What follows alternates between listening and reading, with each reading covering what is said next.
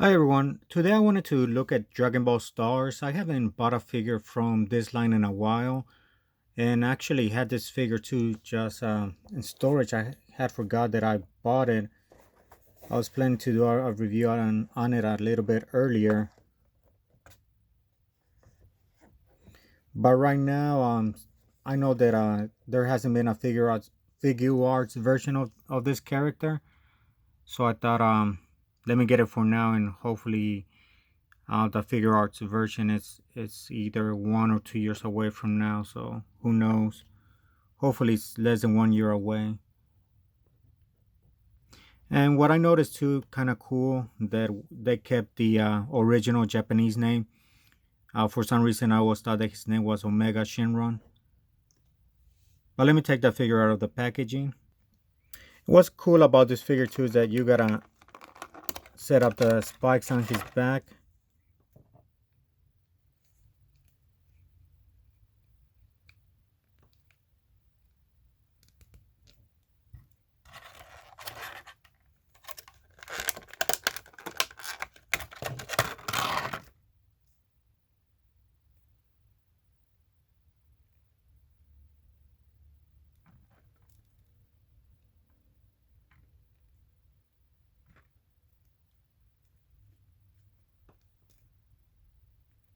And each one has a unique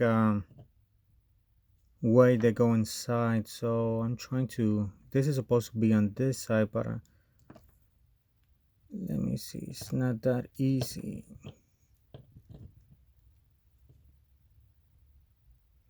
And I had to assemble the or insert the other spikes off camera. It was just easier to concentrate.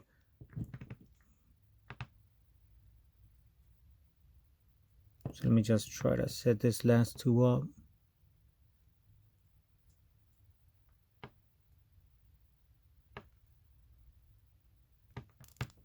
There we go.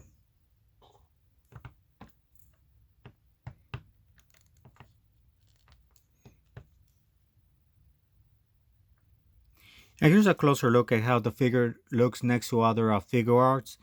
So I don't know how in scale they may be in the show, but overall I like the size of it. And that's one of the main reasons too that I picked it up. I know that there was a third party figure of Omega and Shenron, but I didn't like the way the proportions look on it.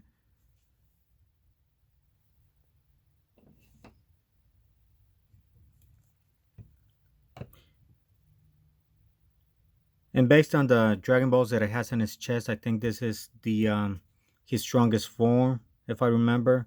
Haven't watched that show in like 10 years, so my memory is not it's not there at the moment.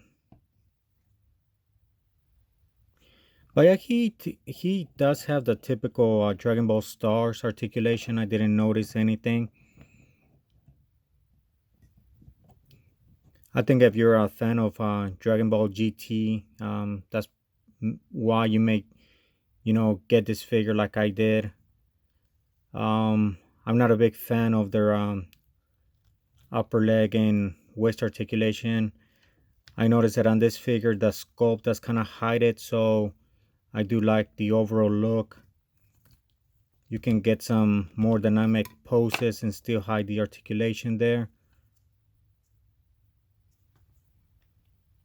So there's ankle articulation, double knee articulation.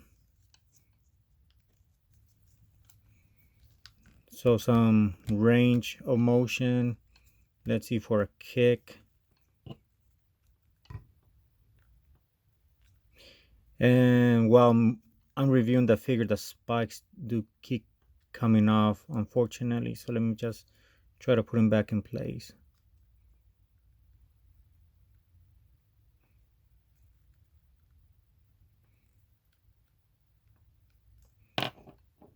Uh, I guess not.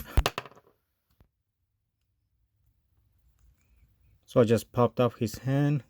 Guess I can switch it to the closed fist hand. So the connection is similar to figure arts, as you can see.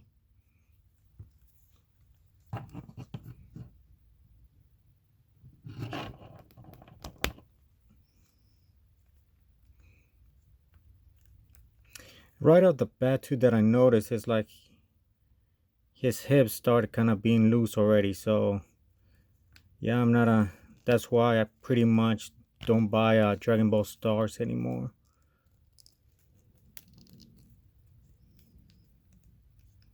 See, so this moves like that.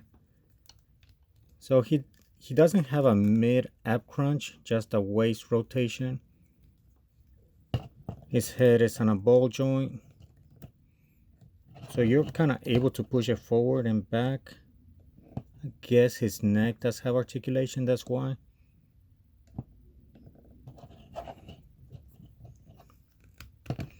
Shoulder articulation, bicep articulation. He does have a double elbow articulation, but this is as much as I can bend.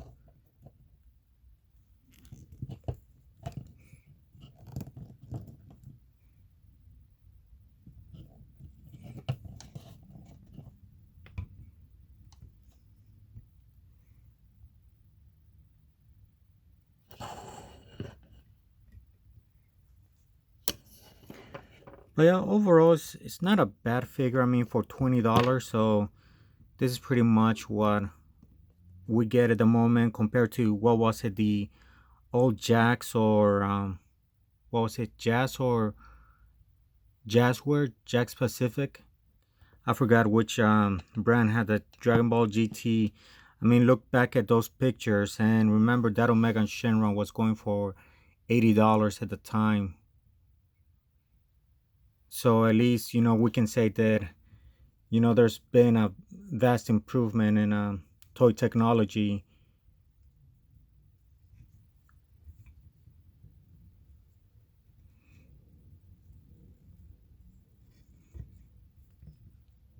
So I don't know what's the current price on this one. I know that I got it when it was recently released for like $20. So hopefully the price is still around that range, and you do add it to your collection, or if you're gonna wait for Tamashi and see if they release the figure arts version of this toy or this character. I mean,